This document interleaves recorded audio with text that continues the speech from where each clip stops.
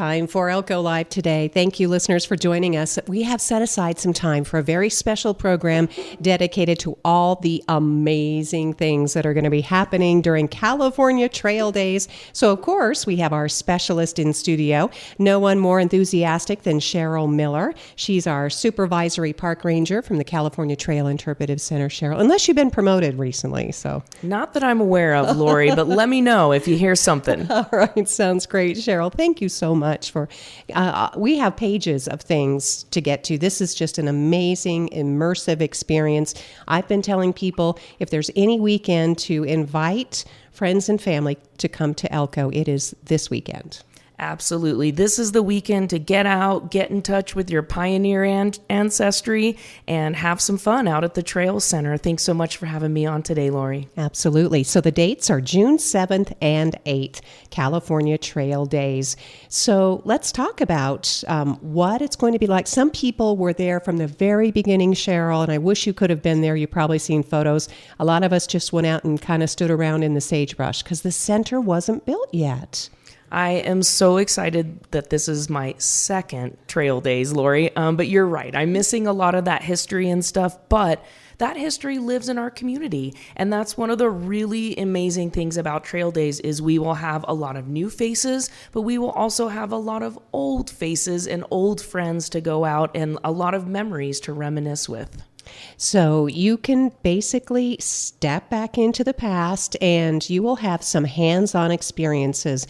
I mean, there are a variety of activities. Some of them may be familiar to people who've been to Trail Days before. Others, experiences might be brand new, including some of the special guests who are featured this year. We have some amazing guests. And like you said, it's really about getting out and creating that experience with your friends and family and building memories. I know that I have heard from a lot of local Elkoans that they really enjoy these days and remember these experiences with their family for years to come. So each day will likely be different, even though there are similar activities. And really, you can spend a couple of hours, but I've also heard from people who intended to spend a couple of hours and they ended up the whole day. Exactly. So be prepared to be out there for at least a few hours, maybe even the entire day. There are so many fun, different things to do. And there will be a Shoshone taco truck out there so that you can buy some lunch. That's fantastic news. I know in the past we've always been wanting some food, and now we have our great trucks that can follow us wherever we're going. So tell us why the various reasons why folks should come. Maybe this is a first visit, and they really want to impress their family, friends, and they want to make sure that their kids have a good time. Oh, yeah. So there are so many things, Lori, you're going to have to stop me here because I'm going to keep going. So the first thing that I think is really interesting and that everyone should know is that all of these activities are free. So you can come out for the entire day. You can come out for both days, have amazing experiences with your family, and not have to spend any money. Also, this is fun for all ages. So if you have kids, bring them out. If you have elders in your family, bring them out. Cousins, friends, neighbors, bring them all out because there's something for everyone. And as we described, some of these hands-on interactive experiences are also really tooled for various ages. You're going to have gold panning and wagon rides. Oh, yeah. So all of you guys that have gold fever out there, this is your opportunity to come out and gold pan. And I don't know, you might strike it rich. I'm not sure. And for all of you that look at those wagons out on our property and think, oh my gosh, I wonder what it would be like to ride in one of those, you're going to have your opportunity. One of our wonderful community members is going to come out with a couple of his horses, hitch him up to one of those wagons that you get to see every time you pass by the trail center, and we'll throw some hay bales in the back for people to sit on, and you can just enjoy the view from the back of the wagon. June 7th and 8th. And in addition to the wagon rides, and as we talked about, panning for gold, there'll be some vendors and visitors. Usually the entire exterior of the trail center is set up in addition to those exhibits that are inside. Oh, yeah. So that area that you drive by and see that's full of wagons right now will also be full of reenactors. And we are going to have all kinds of really cool people out there. We're going to have folks that will be demonstrating a mercantile. So eventually along the trail, entrepreneurs would be setting up small mercantiles so that pioneers could re-up along the way. So we'll have a mercantile where you can see how you could re-up your wagon along the way. We are going to have someone that is going to be giving you values of gold. So back in the day, and still today, the value of gold fluctuates. And so we're going to have someone out there who can tell you about the value of gold and how they would have determined that way back in the 1800s before we had digital scales and digital markets and all of that good stuff. Well, and people had to work so hard, not that today's contemporary gold miners don't work hard, Cheryl, but they had to work so hard to get even an ounce of gold out of the ground. Yeah, and they were working on, finding visible gold. So back in the 1800s, you could still find large chunks of gold just right on the ground or in the riverbeds after a flood. But now we're going after that invisible gold that takes a lot more technology to get out. So we'll be taking you back to those days where gold was just, like glitter down in the river valleys. Wow, that's amazing. And then something called the Pioneer Living Craft Corral. What's that all about? Yeah, so I know the Elko folks are really big on crafts, and so we will have crafts to offer in our South Fork room. So we're going to have our local celebrity, Larry Hyslop, leading some clay crafts, and we will have another local celebrity, Diette, from the museum, coming out. She'll be leading buzz saws, and we'll have a couple other things out there for people to work on, make and take, so that they can, make something from that day, bring it home and remember it forever. And again, what you're describing is free for all the participants? Everything is free. Well, except the taco truck. Oh, well, of course. So bring a little bit of money so that you can have some lunch while you're there. But other than that, everything is completely free, all provided by the Bureau of Land Management. Wow. This is a way to truly soak in and enjoy the history of the pioneer travelers. I was reminded not long ago that we're familiar with at least even the surface history of the significance of the California Trail, but we should remind people, Cheryl, the reason that we celebrate this history, the reason we have a center is because of the hardship and the stories with each individual person that literally walked through the area that we're sitting here right now, broadcasting, to get to a place that they hoped in their hearts and dreams would bring them some happiness or success, but they really didn't know. They left some of them very comfortable lives. That's right. They really didn't know when they started off on this great adventure, in pursuit of the American dream, which, hasn't really changed that much. I'm still in pursuit of the American dream. I know many people out there are. And so, we think that pioneers were so different from us, but they really weren't. We're all still pursuing our dreams. We're pursuing a better life for our children and trying to make the world a better place. And so that's what these pioneers were doing. And we try to bring that back to life and make it, really relatable for today's folks and especially today's children. We know that if our children don't know about history, they're going to repeat our mistakes. And so we really need to make sure that not only us adults in the community, but also our children are out learning about these courageous people. And if I remember my facts correctly, this was the largest human migration in North America.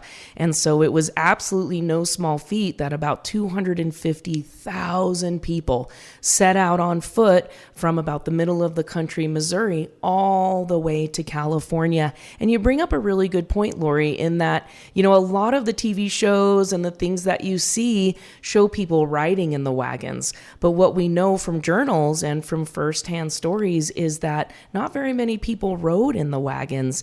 If you were a very tiny baby, you might have, or if you were very elderly. But other than that, you did not ride in those wagons. And so people were walking 10 to 15 miles a day for 5 to 6 months. Oh my goodness, moms carrying those babies or toddlers because the kids wear out. They had to spare the livestock if they could, because the livestock had to literally carry the food that sustained them. Because if you look out now, it's not that much different in that. What do you see out there in the landscape that you could eat or even imagine refreshing yourself with nice, cool water? For sure. And water, of course, is an issue today in the West and was a huge issue for the pioneers. And one of the things that I just learned over this last week, helping Jan Peterson up in Lamoille Canyon Environmental Education Days, is that the kids would fetch a lot of the water. You know, the pioneers followed the water courses, but that doesn't mean they were right by the water. So the kids would be tasked with gathering the water, and the first beings that had dibs on the water were not the adults, not the children. It was the animals, because they were completely dependent upon those animals to get all the way across the country. And so water was very precious back then, as it is today. Those are the kind of stories and the experiences that will be emphasized during California Trail Days, June 7th and 8th. This free 2-day event at the California Trail Interpretive Center, which is just 8 miles west of Elko. Take the I-80 Hunter exit 10 to 4 Saturday, 10 to 3 on Sunday. So all these things we've been describing, again, while you go in and out of the grounds, you enjoy a delicious Indian taco lunch, but you can also take a little break from people if you like and enjoy some of the beautiful views. Oh my gosh, yeah. If you have not been on our hiking trails yet, they are beautiful. They're about 1.3 miles round trip, and they get you up high, get you some really beautiful views of the Humboldt River, of the Maggie Creek ranches, also the west end of the Hastings Cutoff, and gets you some really good interpretive signage that helps you interpret that landscape and imagine what it was like to be going through this area in the 1800s. So, Cheryl, we know that this is often a reunion, too, for people who helped to create this beautiful interpretive center, to remember those who have gone before us, certainly. But there are also going to be some fresh faces this year. Oh my gosh, yeah. So we are so excited. We've got 3 keynote speakers this year, and at 10:30 on both Saturday and Sunday, so both the 7th and the 8th, we are going to have Frank Tortorich, who is a familiar face and is a member of the California Trail Heritage Alliance, who is our friends group who support us very much. And he is going to be giving a talk, Anatomy of a Wagon. And I have been told that this talk is for the wagon curious among us. So those of you that look at those wagons and think, how did those roll down that trail? How were they built? Were there different types of wagons? What were the wagon parts? He is going to answer all of those questions and more, both Saturday and Sunday at 10:30 a.m. And one note on Frank is that this will be his last time giving this presentation. So help us send Frank out on a really positive note. If you do come out, tell him how much you appreciate his dedication to the Trail Center, his dedication to history and sharing that with others. And so this is kind of going to be a sunset performance for Frank. We hope that everyone comes out to hear his last talk. Oh, thank you, Cheryl. We certainly will. Frank, we really appreciate, and that's all he can ask, is that we who care about the trail and the rich history will continue and carry that torch, certainly, that Frank, and then his wife, Mary, is also going to help continue as well. Absolutely. So, of course, Mary, we don't want to leave her out of the story. She is going to be giving a presentation at 11:30 a.m. on both the 7th and the 8th, so both Saturday and Sunday. And her presentation is called What Women Wore. And again, this is going to be her last time giving this presentation. So come out and show Mary some love. And what she has is she has an extensive collection of women's pioneer clothing and an explanation about their design. So I don't know about you, Lori, but I've looked at pioneer women and thought, oh my gosh, that's a lot of clothes. That's a lot of layers. Weren't they hot under all of that? But I have been assured that all of those layers actually would keep a pioneer woman cool? So if you have those types of burning questions, so sorry I had to do that, come on out and ask Mary. I'm sure she'll be so excited to answer your questions. And again, let's show her some love. It's going to be her last presentation. We're hoping we can take this knowledge and pass it on to future generations, but you are going to be the stewards of this knowledge if you come out and listen to Mary's story. So help us hold on to this knowledge and pass it on to the next generation by coming out to her talk. Cheryl Miller is a supervisory park ranger at our very own California Trail Interpretive Center, and we are dedicating today's program to Trail Days, June 7th and 8th at the California Trail Interpretive Center just outside of Elko. Another special guest there's a lot of buzz about Sam Sazorka. She is also known as Sagebrush Sam, and she's going to be here. Oh my gosh. So the new face that's coming is going to be Sagebrush Sam. And I don't know about you, Lori, but I have learned that she's kind of Nevada famous. I saw a woman totally fangirl over her in the lobby the last time she was out at the Trail Center. So she is a very exciting, a very courageous woman who since 2013 has traveled all over Nevada on horseback with just her dog. Wow, just her dog. And let me tell you, the pictures of her dog, her name is Juniper, are precious.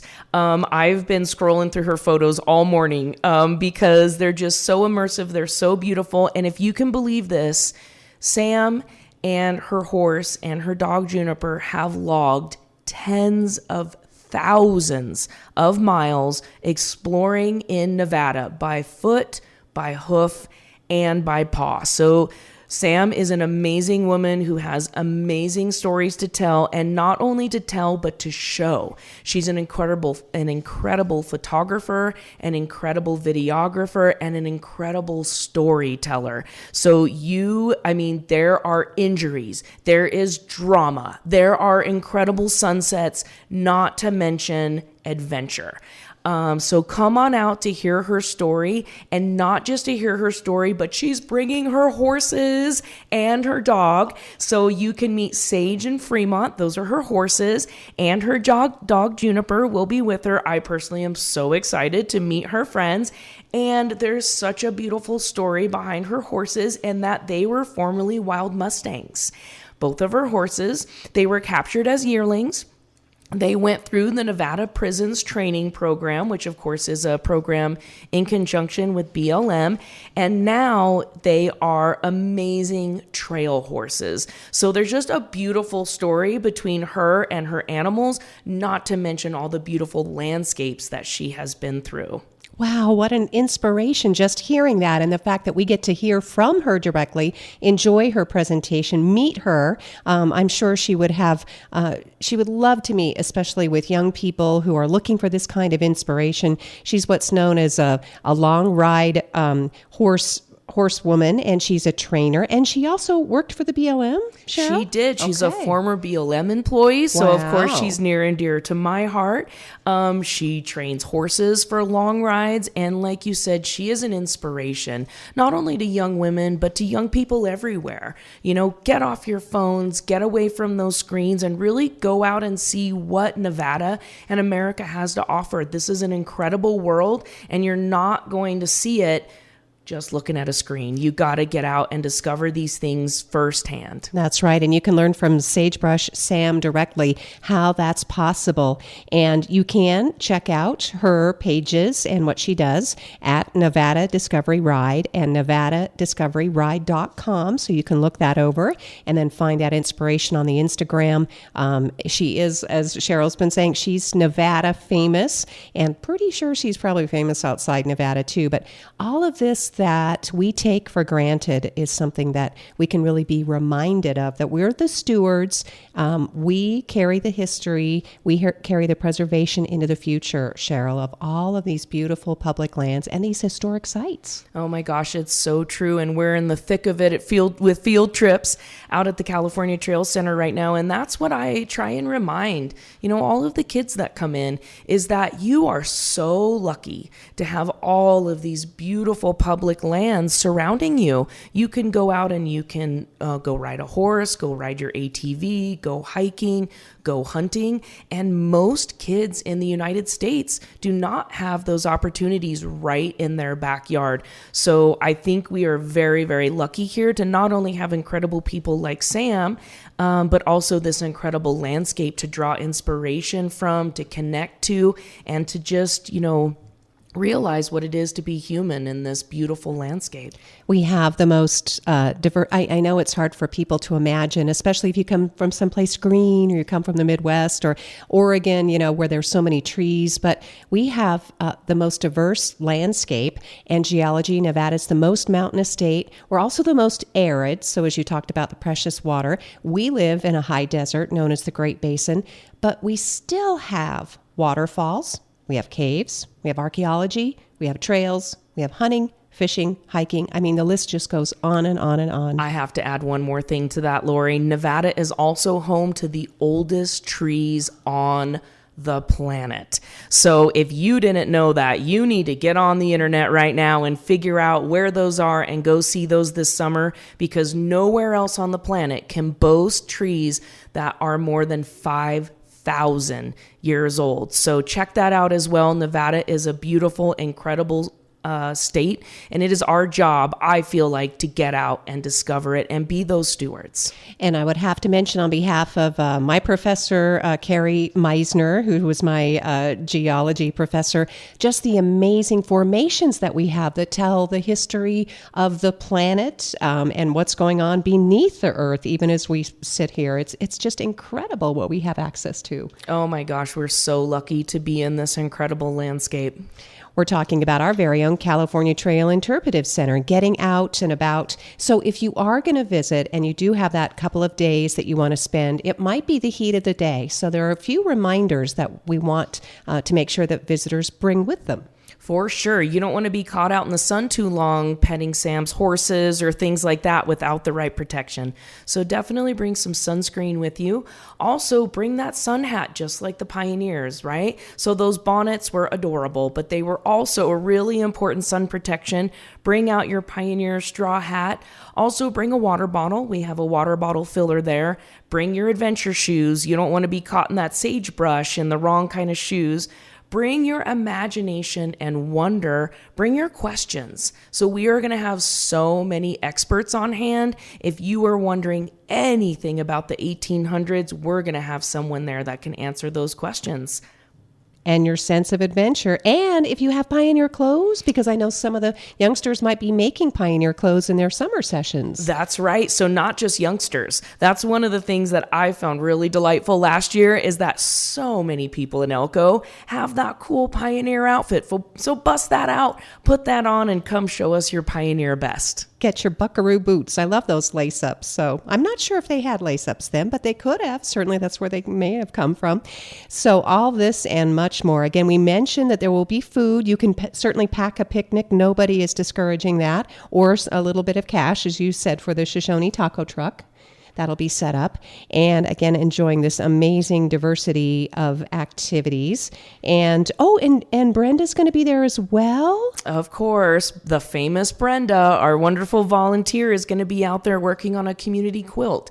And anyone who comes out will have an opportunity to create a square that will get added to the quilt. And then the quilt is displayed in the Trail Center all year. So you'll be able to work on that quilt. We also have the Forest Service, who is going to be out, and they're going to be giving folks an opportunity to cut their very own tree cookie with a very old-fashioned cross-cut saw. So these are the types of saws that would have been used before they had chainsaws.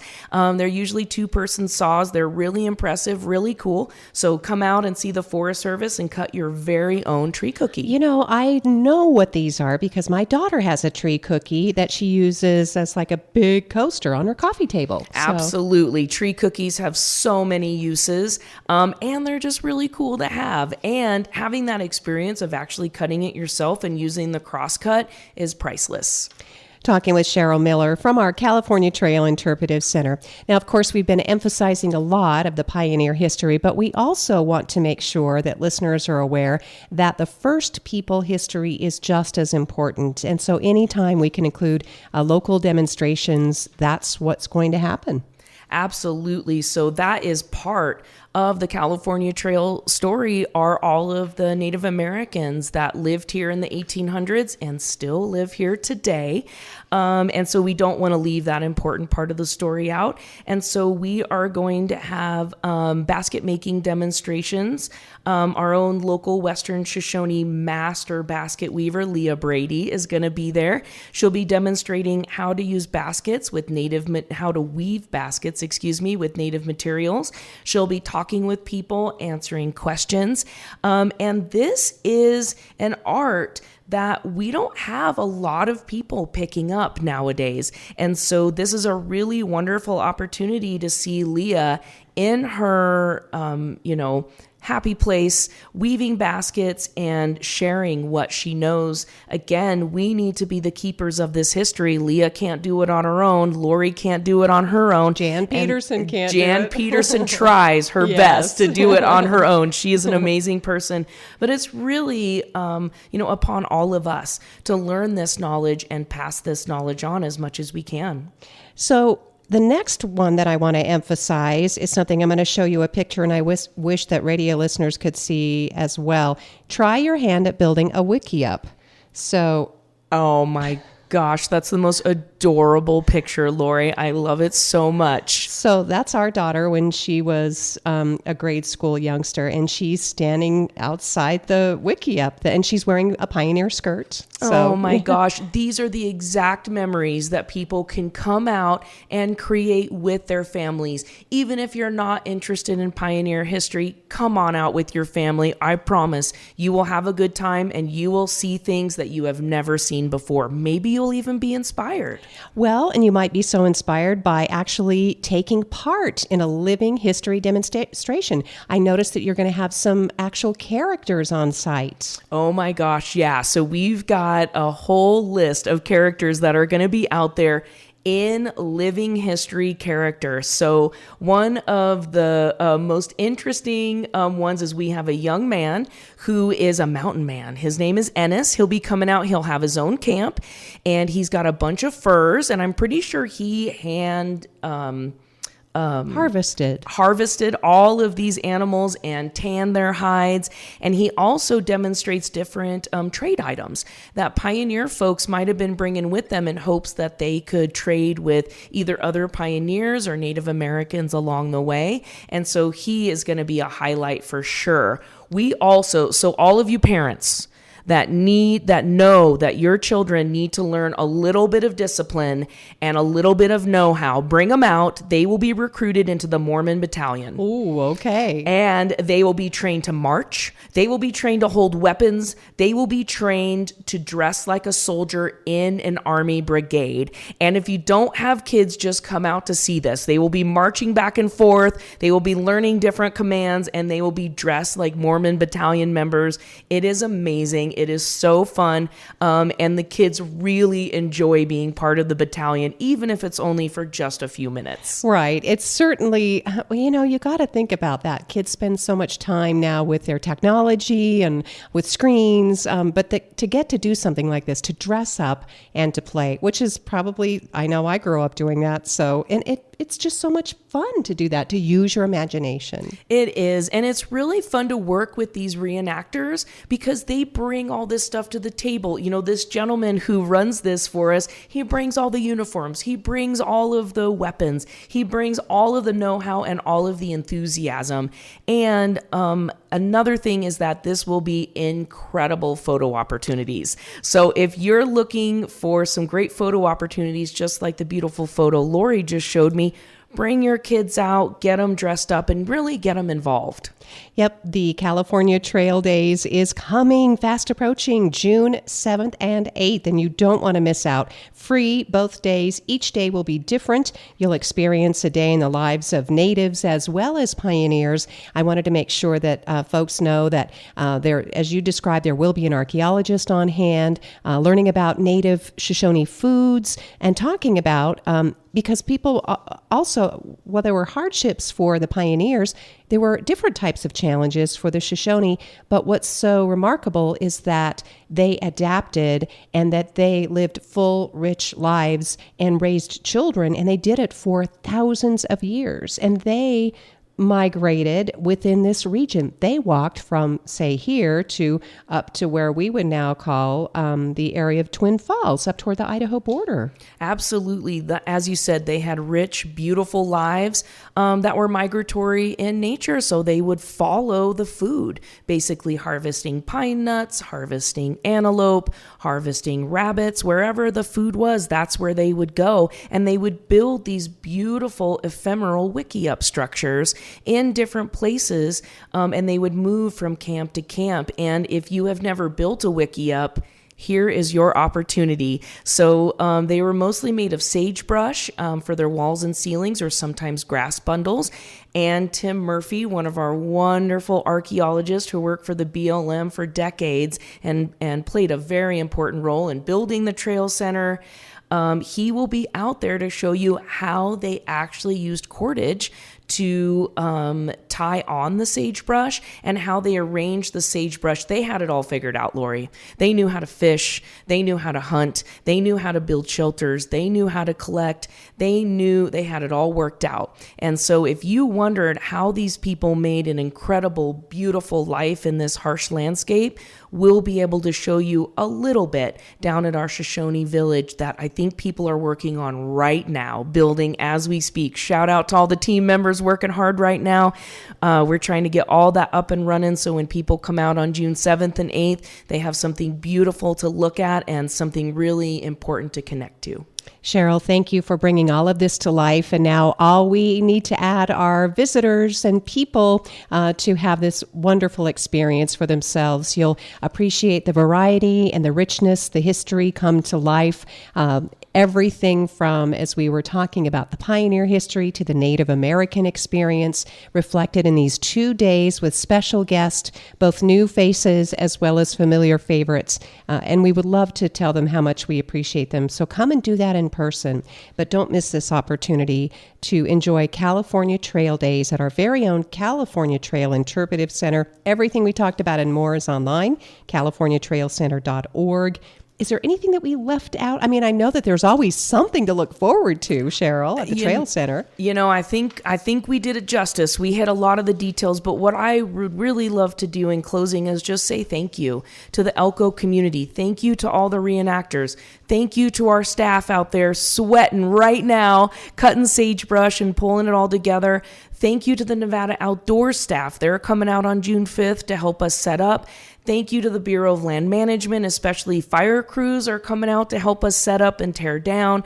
Thank you to all the local partners that have been supporting us. But most importantly, thank you to the Elko community. Without you, we couldn't put any of this on. So come on out and feel the love that the Trail Center has for you and come be part of the Pioneer experience. Thank you, Cheryl. And take a breath because that's not all, folks. We're looking forward already to 2026. Oh my goodness. So if that wasn't enough, in 2026, we are going to be the California Trail Center is going to be the America 250 celebration site for the entire state of Nevada for the Bureau of Land Management. We're still pulling those details together, but it should be a bigger, better, even more exciting celebration, and we'll be keeping y'all posted as the details come together. Thanks so much, Cheryl. Cheryl Miller is our Supervisory Park Ranger at California Trail Interpretive Center. Don't miss out on a minute of the fun. Thank you, listeners, for joining us today.